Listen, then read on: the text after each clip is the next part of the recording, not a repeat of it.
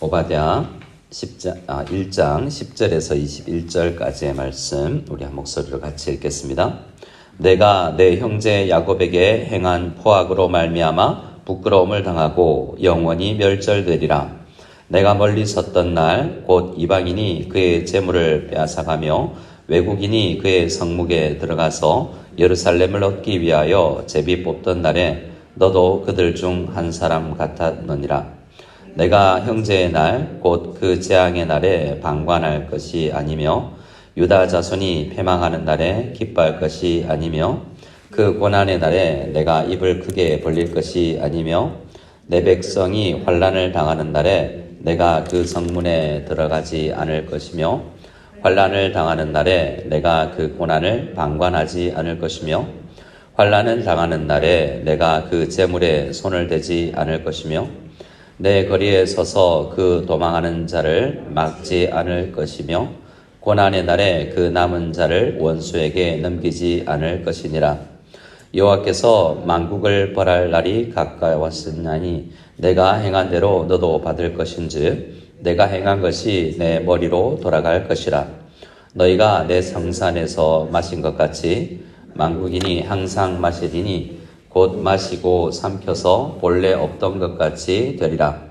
오직 시온산에서 패할 자가 있으리니 그 산이 거룩할 것이요 야곱 족속은 자기 기업을 누릴 것이며 야곱 족속은 불이 될 것이며 요셉 족속은 불꽃이 될 것이요 에서 족속은 지푸라기가 될 것이라.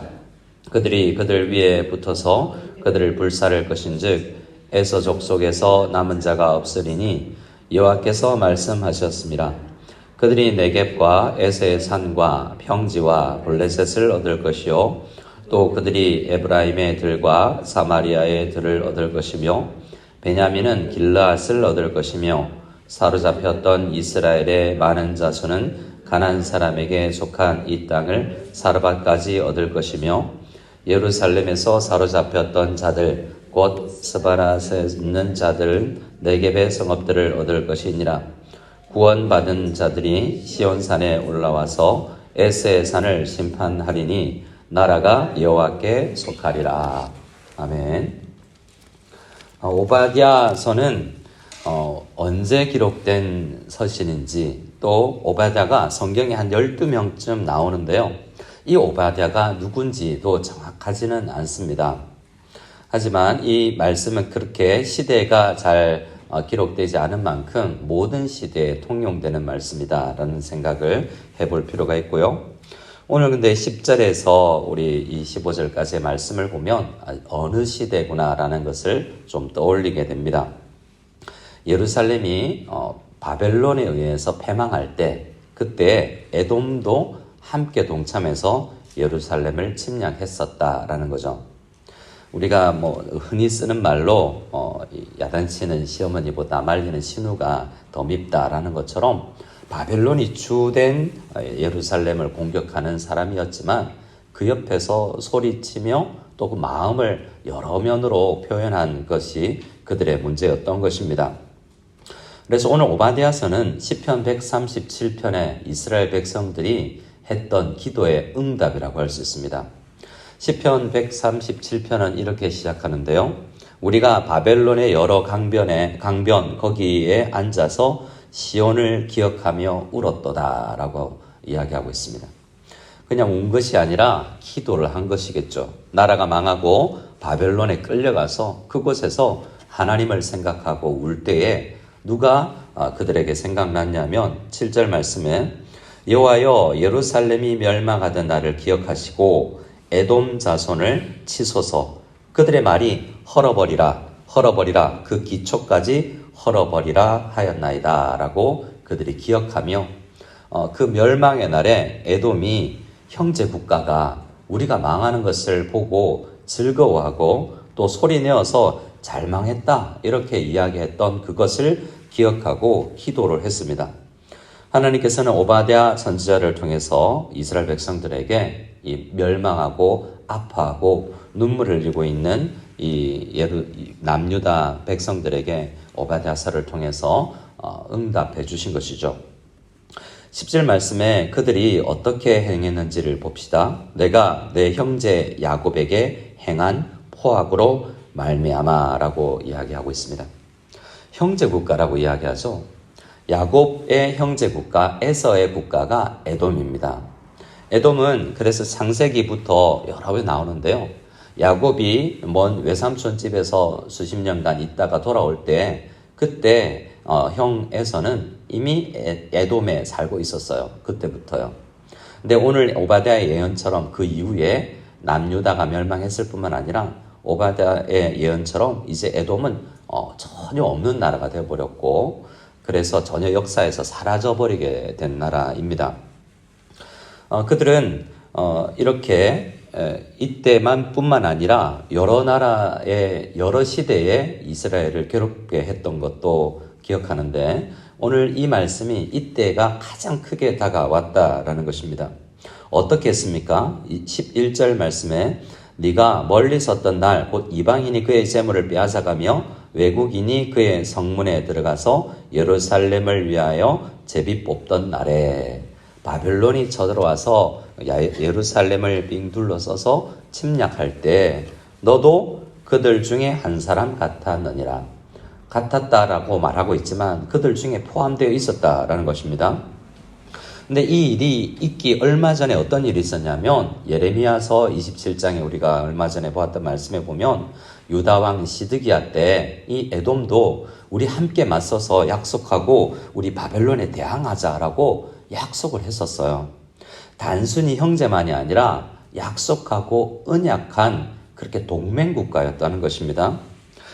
예레미야서 27장 3절에 유다의 왕 시드기야를 보러 온 예루살렘 온 사신들의 손에도 그것을 주어 에돔의 왕과 모압의 왕과 암몬 자손의 왕과 두로 왕 시돈 왕에도 보내며 할 때 이들이 다 연합해서 우리 큰 대세 이 적인 바벨론에 맞서자라고 했던 거예요.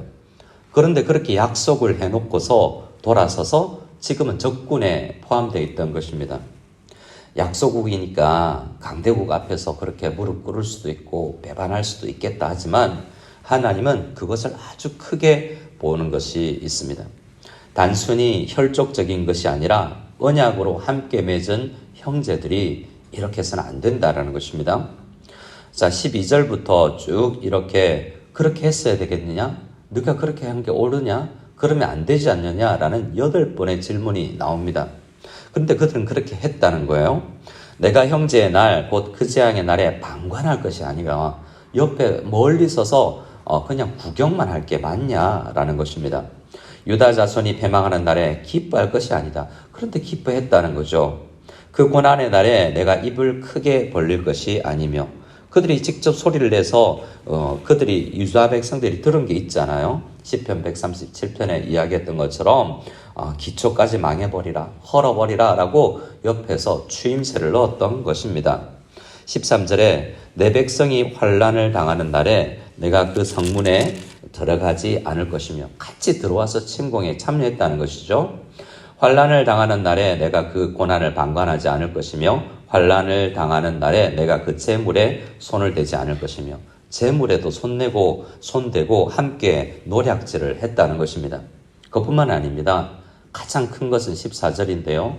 물질의 말로만 아니라 내 거리에 서서 그 도망하는 자를 막지 않을 것이며 고난의 날에 그 남은 자를 원수에게 넘기지 않을 것이니라. 피난민들도 잡아서 인신매매했다는 것입니다. 도망하면 도망하게라도 놔두어야 될 텐데 그들도 잡아서 악랄하게 적군에게 넘겨주고 팔아버렸다라는 것이죠. 그래서 하나님은 이 에돔을 그냥 두지 않습니다. 물론 당시에는 유다도 그들도 야곱도 매를 맞았어야 했습니다. 하지만 형제 국가에게 주신 사명이 있는데 그것을 이상으로 그들은 악랄하게 행했다라는 것입니다. 하나님은 그들을 그렇게 대하지 않았어요. 출애굽할 때 신명기 2장에 보면 얼마 전에 우리가 리딩 지저스로 읽었을 텐데요. 신명기 2장에 보면 하나님은 출애굽하는 이 이스라엘 백성들에게 뭐라고 이야기하냐면 세일산에 거주하는 동족 에서들가 살고 있는 그곳에 있는데 그곳 지날 때 조심해라. 한 발자국도 그들에게 너희에게 그 땅은 주지 않았다. 에돔을 돌봐주시는 하나님입니다. 그리고 너희는 돈을 주고 사서 물도 마셔라 라고 이야기하면서 그들을 배려합니다. 근데 민수기 20장에 보면 에돔 왕에게 청해서 물 좀 사 먹을게요. 좀 지나가게 해주세요. 하지만 못 지나가 할 뿐만 아니라 나와서 군대를 이끌고 나와서 싸우겠다고 해서 더 빙빙 돌아가게 만든 민족이 또 이 에돔이었습니다. 하나님께서는 다 보고 계신다는 거죠. 오늘 15절부터의 내용들을 보면 에돔을 그렇게 하나님께서 대하는 것처럼 모든 민족들을 그렇게 대한다라고 이야기합니다. 이렇게 이스라엘 중심으로 이스라엘만 사랑하는 게 아니에요. 그 다음에 요나서를 보면 이 오바댜서 다음에 나오는 요나서를 보면 더 악랄했던 아수르도 하나님께서 사랑하셔서 요나 선지자를 보내고 회개하면 용서해 주시는 하나님이 아닙니까? 우리 하나님은 그래서 우리에게 이방 민족들을 억압하고 무찔러라가 아니라 그들도 형제다. 지금은 사명이 있어서 정복해야 되지만 너희들이 하나님의 국가가 되어서 그들을 품고 그들을 형제로 삼는 하나 되게 하는 그러한 마음을 품어야 된다라고 이야기를 해주고 있는 것입니다. 15절부터 21절까지는 이렇게 모든 백성들을 나라들을 대하시는 하나님의 공의로움이 드러나 있습니다. 하나님의 원칙은 15절에 기록되어 있는데요. 여호와께서 만국을 벌할 날이 가까웠나니 내가 행한 대로 너도 받을 것인즉 내가 행한 것 같이 내 머리로 돌아갈 것이니라 라고 이야기합니다. 이에는 이, 눈에는 눈 법칙이죠. 우리가 이것이 고대법이라고 생각하지만 참 공의로운 법입니다. 오늘날의 법은 돈 많은 사람, 권력자는 빠져나가죠. 하지만 하나님의 법에는 이에는 이, 눈에는 눈, 그 어느 누구도 상관없이 공평하게 법이 적용되어야 된다라는 법인 것입니다. 이렇게 하나님은 우리 공의로운 통치, 인류에게 준 도덕적 의무를 행하지 않는 모든 사람은 예수를 믿는 사람이나 믿지 않는 사람이나 이렇게 보고 갚으신다라는 것을 이야기해 주는 것입니다. 우리에게 하나님께서 주시는 약속은 19절 이후에 보면요. 여호수아 때 차지했던 땅의 이름들을 열거하면서 지금 맞았지? 그럼 돌아오게 될 것이다. 내가 가만히 있지 않는다. 더 너희에게 매질 이상을 하는 그 악한 민족을 내가 벌할 것이고 너희는 다시 돌아와서 21절에 구원받은 자들은 다시 시온산에 서게 될 것이다 라고 이야기를 해주십니다. 오바댜서를 통해서 우리가 알 수 있는 것은 우리를 괴롭히는 형제를 어떻게 대할 것인가, 참 형제로 받아들이기 어려운 지체들을 어떻게 대할 것인가에 대한 마음을 품게 하는데요. 이런 마음이 들기 쉽습니다.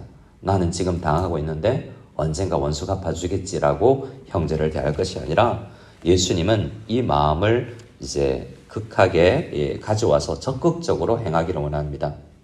누가복음 6장 말씀에 남에게 대접을 받고자 하는 대로 너희도 대접해라 라고 이야기합니다. 대접을 하되 만일 너희 그를 사랑하는 자만 사랑하면 칭찬을 받을 것이 무엇이냐, 죄인들도 사랑하는 자는 사랑하느니라 라고 말씀하시면서 우리에게 그렇게 할 수 있는 힘이 있다라고 말합니다. 어떻게 그렇게 할 수 있습니까? 어떻게 형제를 사랑할 수 있고 원수까지도 사랑할 수 있습니까? 우리는 다 그 부분에서 자주 넘어지지 않습니까? 근데 예수님은 이렇게 말씀하셨습니다. 너희 아버지의 자비로우심 같이 너희도 자비로운 자가 되라 라고 말씀이죠. 그래서 우리가 오바댜서를 묵상할 때 하나님이 이렇게 공의로우신 분이구나 라는 것을 묵상함과 함께 하나님 참 자비로운 분이시구나, 사랑이시구나, 나는 하나님을 닮아야 되겠구나 라고 생각해서 원수들이 이렇게 에돔이 멸망하는 것을 잘 망했다고 생각하는 것이 아니라 참 안타깝다라고 생각하고 요나처럼 아수르에까지 보내면 가서 복음을 전하고 힘들어도 끌어안고 품고 함께 위해서 기도해주는 그런 하나님의 백성이 다 되기를 원하는 것 같습니다. 이 아침에 그 하나님의 자비로우심을 닮아가는 우리 모두가 될 수 있기를 소원합니다.